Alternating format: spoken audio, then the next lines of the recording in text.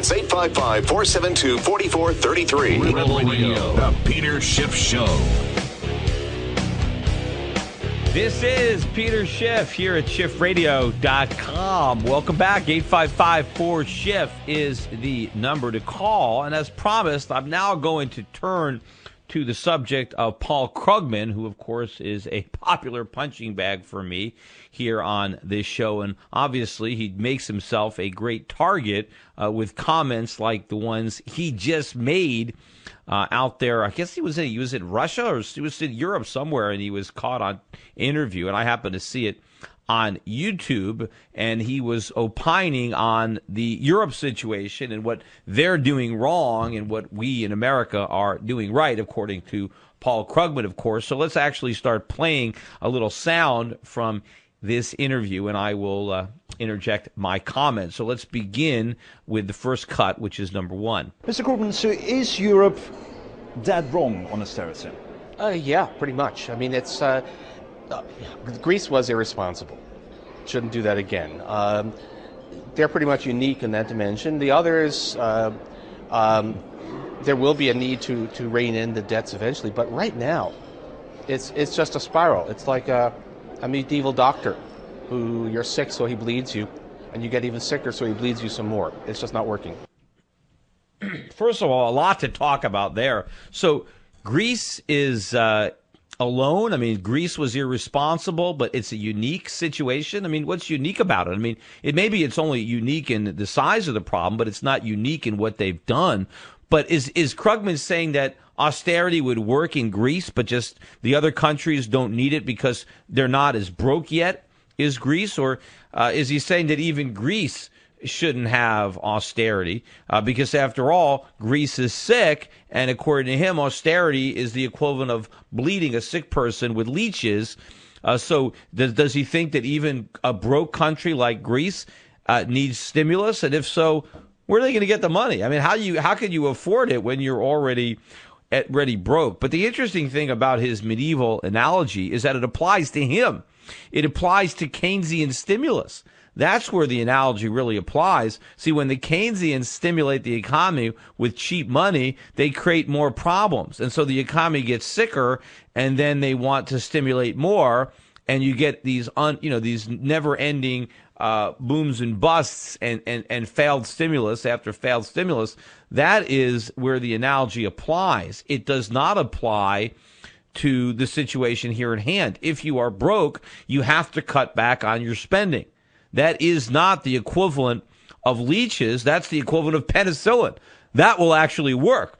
It's the hocus pocus, witchcraft voodoo medicine of Paul Krugman that has no chance of working. Anyway, here's a little bit more. Cut number two. I mean, we already have 23% unemployment in Spain.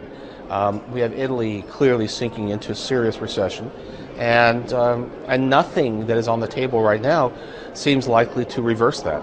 Is it because European officials still insist on austerity?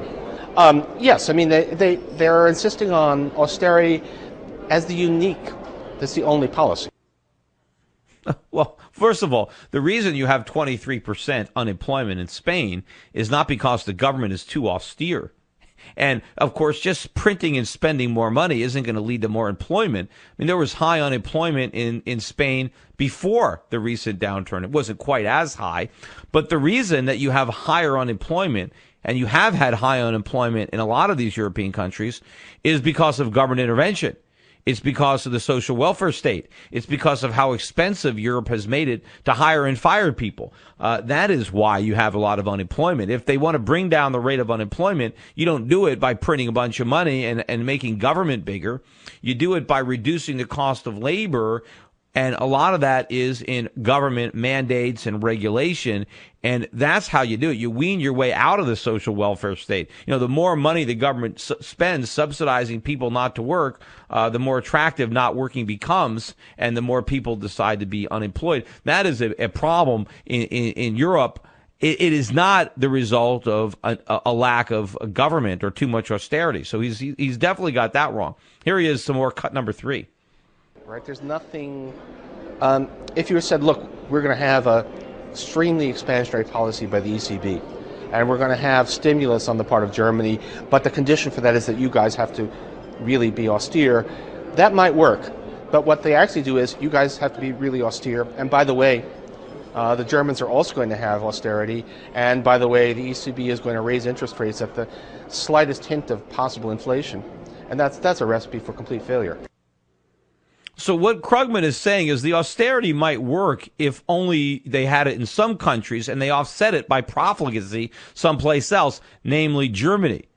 But since everybody is going to try to be austere, then it's not going to work. Of course, so how would Europe be improved if Germany decided to squander a bunch of money and go into debt to offset any kind of fiscal sanity that might be taking place in other parts of Europe? It would negate the very benefits to the economy. It wouldn't have the reverse effect. And of course, he's saying that another mistake that Europe is making is by saying that if there's inflation, we're going to raise rates. So what Krugman really thinks is they should tolerate higher inflation. In fact, not only does he think that, he actually thinks he's actually advocating higher inflation. He thinks one way to solve the Europe problems is to have more inflation. Get this, here he is, cut number 4. What should they do instead? Very expansionary monetary policy. Should be having QE from the ECB and a rise in the inflation target.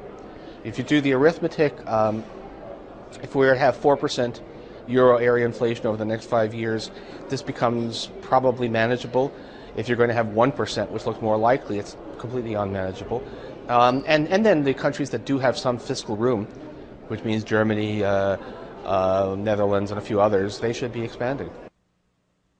So what is he saying? He's saying that inflation is much too low, that he wants the German government or the European government to be very expansionary monetary policy, meaning highly inflationary. He wants them to target a 4% inflation rate, which is twice the 2% that's supposed to be the target of the ECB. How is that going to improve the situation in Europe?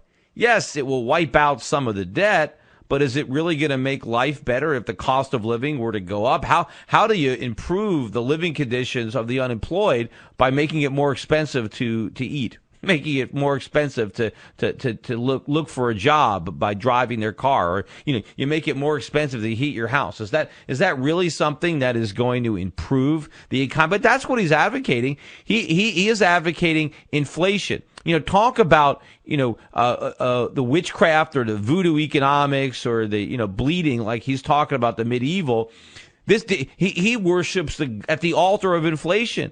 Paul Krugman's God is inflation. I mean, this is like a deity to him. That's why he doesn't want to mention his Lord's name. That's why he calls it a very expansionary monetary policy. He doesn't want to mention the name of his God, inflation directly by name. So he comes up with a euphemism to describe it as a very expansionary monetary policy. But this is what the guy believes in. Inflation is the cure for whatever ails us. Whatever the problem is, we can cure it with inflation.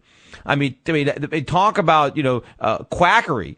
Paul Krugman personifies it. Anyway, here he is. Here's a little bit more. Cut number 5. In the States, should the Fed do more QE as well? Last year you were against those Fed members who were opposing more quantitative easing. Yeah. I mean, the Fed's own... What are the options? Well, sky's the limit here. But, I mean, there's some very good papers around 2001, 2002 about policy at the zero lower bound by a guy named Ben Bernanke. I think we should try the menu of things that he suggested, right, or the menu of things I was suggesting. So certainly more quantitative easing, more purchasing of a broader range of assets. The sky's the limit. That's the monetary policy of Paul Krugman. The sky's the limit. So just print as much as possible. There's no limit. It's limitless how much money we could print. And of course, the policy paper that he's referring to from Ben Bernanke was what he wrote that gave him the moniker Helicopter Ben, where he talked about the great invention of the printing press and how we can drop money from helicopters. I guess that's where the sky comes in, right? Paul Krugman wants Ben Bernanke to drop money from the sky. How much money? The sky's the limit. right? Just print. Create as much inflation as you want because there's no negative consequence and it's going to be great. See, there's his inflation god, right? Up in the sky, up in the heavens. Print as much money as you want, create all this inflation, and great things are going to happen. If we, it's like we print money and pray, right? And the inflation god will give us growth and prosperity and jobs. Anyway, here he is, cut number 6. Is it politically possible? Well, the Fed is quasi-independent. Yes, they're getting a lot of harassment, but they need to show some courage here.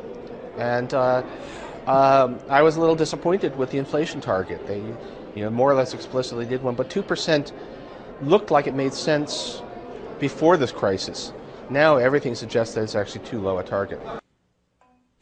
I like Paul Krugman's Orwellian definition of courage. So according to Paul Krugman, courage is to bow to political pressure and print a bunch of money, right? To inflate the debt away, to monetize everything, to ease the pain with a printing press. What would be real courage, true courage, would be to be independent. See, he said that they're quasi-independent, and that which is a little better than Diane Swank's characterization, as if they actually were independent. But the problem is, I don't think they're even quasi-independent. I don't think they're independent at all, and that's the problem. They're supposed to be. But what would be real courage would be to refuse to monetize these debts, not to have QE, to force our politicians to swallow the bitter-tasting medicine, to absorb the consequences in the bond market, to be penalized with higher interest rates as the price of their profligacy. That would take some real courage, right, to stand up to the politicians, to take the heat, to take the flack, to take the criticism. Instead, they want to be liked. They want to be the life of the party. Ben Bernanke is a guy with a lampshade on his head, swinging from the chandeliers. He wants everybody to like him. He wants everybody drunk, and that's what he's doing. He's got no courage at all. He is a complete coward. The problem is Paul Krugman doesn't even understand the situation, so he can't even recognize Ben Bernanke for the coward that he is. Anyway, we will be back. We got a little more coming from Paul Krugman, and then we'll take your calls when the Peter Schiff Show resumes, so stick around.